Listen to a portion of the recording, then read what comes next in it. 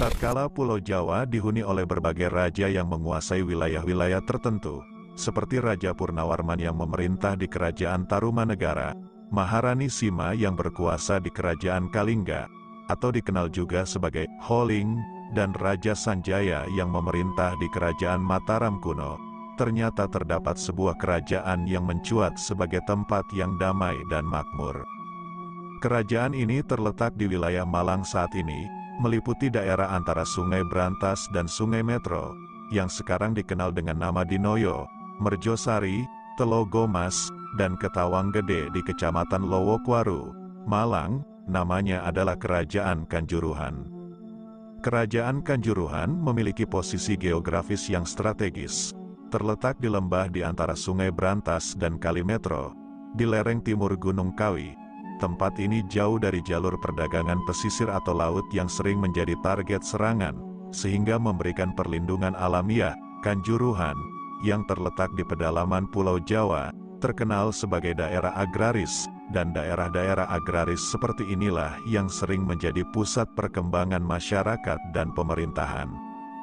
Pada awal abad Masehi, agama Hindu dan Buddha telah menyebar ke seluruh kepulauan Indonesia, khususnya bagian barat dan tengah. Pada sekitar abad ke-6 hingga ke-8 Masehi, agama-agama ini mencapai daerah pedalaman Jawa bagian timur, termasuk wilayah Malang. Bukti tertua tentang pemerintahan kerajaan dengan pengaruh Hindu dapat ditemukan dalam prasasti Dinoyo, yang diperkirakan ditulis pada tahun Saka 682, sekitar tahun 760 Masehi. Kerajaan Kanjuruhan, dengan latar belakang sejarah dan budaya yang kaya, menjadi salah satu titik penting dalam perkembangan peradaban di Pulau Jawa. Meskipun saat ini hanya menjadi bagian dari kenangan sejarah, Kerajaan Kanjuruhan tetap menjadi saksi bisu dari masa lalu yang megah dan bersejarah di wilayah Malang, Jawa Timur. Di desa Kejuron yang berdekatan dengan kota Malang saat ini, terdapat sebuah kerajaan yang memancarkan pesona Hindu yang begitu kaya dan bersejarah. Kerajaan Kanjuruhan, yang berdiri megah sejak abad ke-8 Masehi, dipandang sebagai kerajaan pertama di Jawa Timur yang berlandaskan agama Hindu.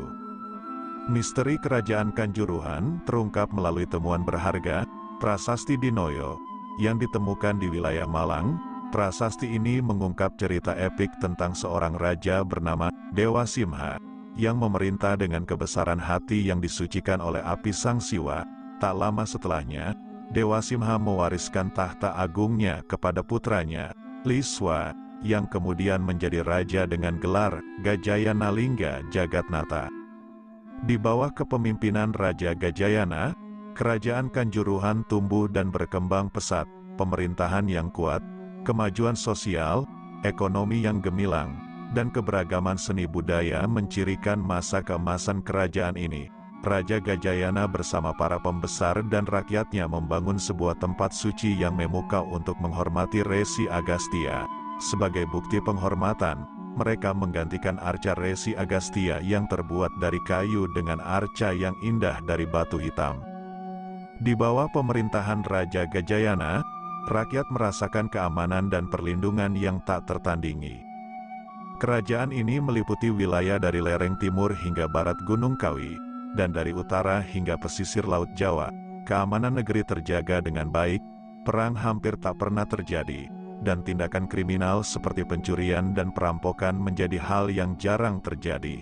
Raja Gajayana selalu bertindak tegas sesuai dengan hukum yang berlaku, memberikan rakyatnya kehidupan yang damai dan terhindar dari malapetaka.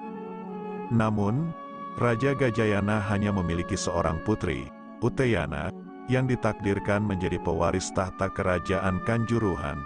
Ketika dewasa, Uteyana dijodohkan dengan Pangeran Janania dari Paradeh, dan bersama-sama mereka memerintah dengan penuh keadilan setelah Sang Raja Gajayana meninggal. Seperti leluhur mereka, pasangan ini memerintah dengan kebijaksanaan, keadilan, dan kemurahan hati. Rakyat Kanjuruhan semakin mencintai kedua rajanya. Begitulah, secara turun-temurun, Kerajaan Kanjuruhan diperintah oleh raja-raja yang merupakan keturunan Raja Dewa Singha. Semua raja ini terkenal akan kebijaksanaan mereka, keadilan yang mereka junjung tinggi, serta kemurahan hati yang mereka curahkan kepada rakyatnya. Pada sekitar tahun 847 Masehi, sebuah babak baru dalam sejarah kerajaan Mataram kuno, yang dipimpin oleh Sri Maharaja Rakai Pikatan Dia Saladu, membuka pintu menuju masa keemasan yang penuh keadilan dan kebijaksanaan. Di bawah cengkeraman tangan bijaknya, kerajaan Mataram berkembang pesat, dan ketenarannya mencapai setiap pelosok Pulau Jawa. Dia adalah sosok yang tidak hanya dihormati oleh rakyatnya, tetapi juga diakui oleh raja-raja dari kerajaan lain di seluruh Nusantara. Rakai Pikatan Dia Saladu memiliki impian besar untuk memperluas wilayahnya, dan impian itu selalu menjadi kenyataan, baik melalui diplomasi maupun penaklukan. Wilayah kerajaan Mataram kuno menjadi semakin luas, kekuasaannya semakin besar, dan tentaranya semakin kuat, penduduknya bertambah dengan pesat, dan kerajaannya mencapai puncak kejayaan. Salah satu langkah perluasan wilayah yang menarik adalah integrasi Pulau Jawa bagian timur, khususnya wilayah Kanjuruhan. Yang mengagumkan adalah tidak ada bukti atau tanda-tanda peperangan selama proses integrasi ini. Ini menunjukkan kemampuan diplomasi luar biasa yang dimiliki oleh kerajaan Mataram kuno. Ketika Sri Maharaja Rakai Watukura Dyah Balitung memimpin kerajaan Mataram kuno, Raja Kanjuruhan memberikan kontribusi bersejarah dengan membangun sebuah candi perwara, pengiring, di kompleks Candi Prambanan. Candi pengiring ini ditempatkan di sebelah timur kompleks utama, di sudut tenggara. Tindakan ini bukan hanya simbol kerjasama, tetapi juga menandai hubungan yang erat antara pusat pemerintahan dan daerah-daerah di wilayah kerajaan. Walaupun kerajaan Kanjuruhan secara de facto berada di bawah kekuasaan kerajaan Mataram kuno pada saat itu, mereka tetap mempertahankan kendali atas wilayah mereka. Namun, mereka harus melaporkan aktivitas mereka kepada pemerintahan pusat setiap tahun. Dalam struktur pemerintahan zaman Dyah Balitung, Raja Kanjuruhan lebih dikenal sebagai Rakrian Kanuruhan, yang artinya penguasa daerah Kanuruhan. Meskipun memiliki keterbatasan dalam wilayah kekuasaan mereka, kerajaan Kanjuruhan tetap menjalankan tugas mereka dengan dedikasi di lereng timur Gunung Kawi. Dalam prasasti Dinoyo, tersembunyi cerita epik tentang Raja Gajayana, seorang penguasa yang tegas berpegang pada keyakinan Siwa dan menjadi panutan adil yang disayangi oleh seluruh rakyatnya. Di bawah panji pemerintahannya, kerajaan Kanjuruhan muncul sebagai matahari terbit kejayaan. Terjadi lompatan pesat dalam segala aspek kehidupan, dari pemerintahan yang efisien hingga perkembangan sosial, ekonomi, dan kemegahan seni budaya. Dalam cakrawala kekuasaannya, wilayahnya membentang jauh, mencakup daerah Malang, punggung timur dan barat Gunung Kawi, hingga ke pesisir Laut Jawa yang gemilang. Keajaiban sejati terletak dalam jarangnya peperangan, pencurian, dan perampokan selama pemerintahannya, karena Raja Gajayana selalu bersikap tegas dalam menegakkan hukum. Namun, pencapaian besar Raja Gajayana tidak berhenti di situ. Dia membangun suatu tempat suci yang menakjubkan untuk menghormati Resi Agastya, tempat yang berdiri sebagai keindahan arsitektur spiritual.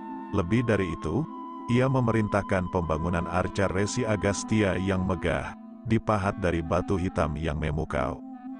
Seiring dengan persembahan megah tempat suci tersebut, Raja Gajayana membagikan tanah, sapi, kerbau, bahkan budak laki-laki dan perempuan kepada para pendeta yang menjaga tempat suci tersebut.